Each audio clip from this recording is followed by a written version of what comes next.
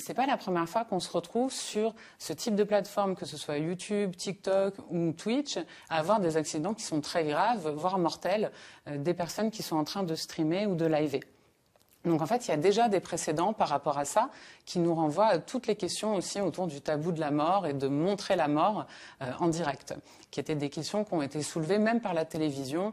Le fait est que pour cette affaire en particulier, il y avait déjà eu des signalements qui avaient été faits à l'ARCOM, donc l'autorité de régulation de l'audiovisuel des médias.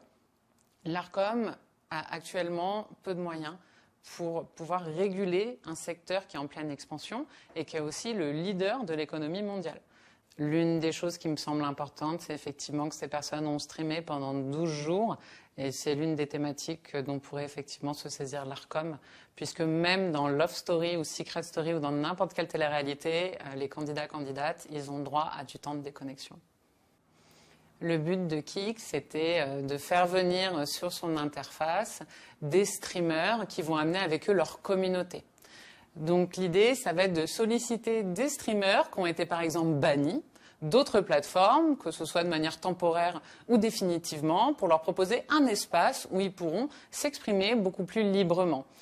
Il n'y a aucun intérêt économique pour Kik de modérer davantage ces contenus.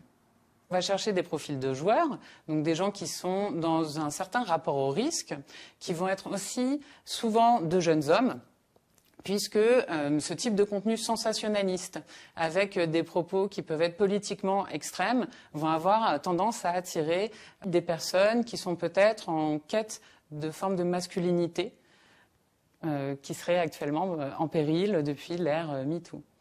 Les technologies numériques représentent des risques, des dérives certes, mais aussi des opportunités. Et aujourd'hui, l'un des leviers les plus puissants qu'on a et dans lesquels on peut investir, c'est l'éducation aux médias et à l'information auprès de tous les publics. Pas seulement les publics les plus jeunes, mais n'importe quel type de personne, quel que soit son âge, sa classe sociale, son métier, peut être vulnérable face à ces technologies.